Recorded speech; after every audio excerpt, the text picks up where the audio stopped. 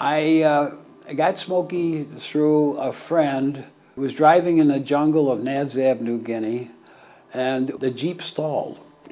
Downey was wiggling the wires and he heard this yapping off to the side of the road.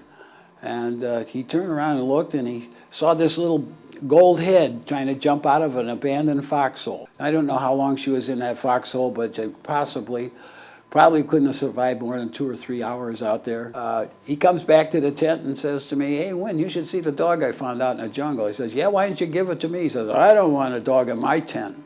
Okay, so I gave him 2 pounds and that's how I got Smoky.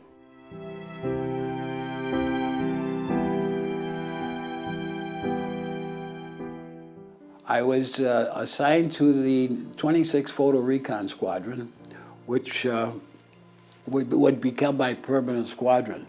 While I was there, I got dengue fever. I'm in the hospital, and we get an announcement that Smoky wins the best mascot in the Southwest Pacific, and she gets a silver trophy.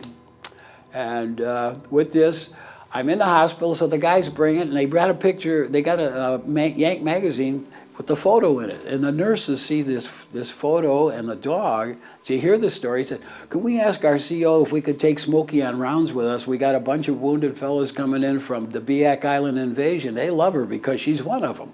And I don't know who she saw or what she did, but I would like to have been there now, knowing how it went. To have these wounded GIs have this little dog being around with them. And Smoky is credited with being the first therapy dog on record.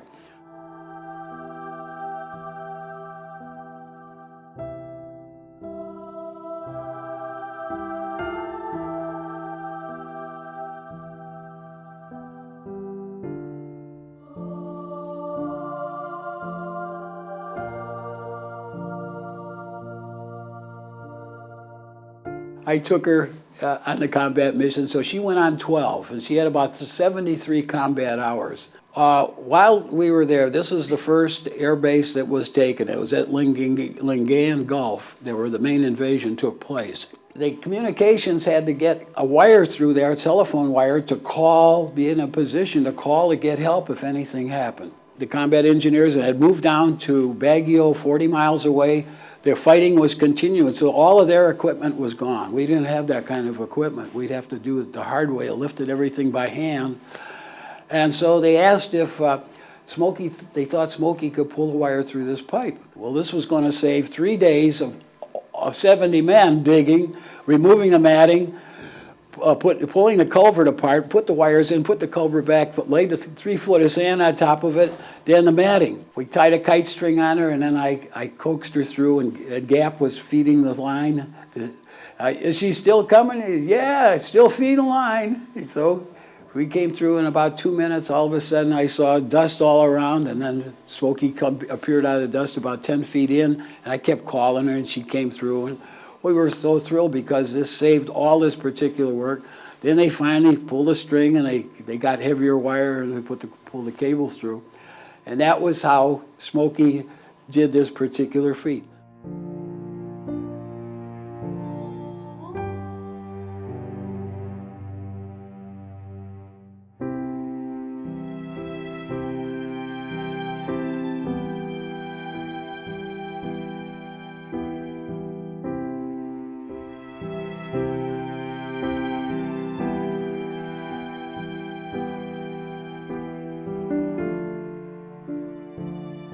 I want to thank the PDSA for this wonderful certificate for animal bravery and devotion to duty.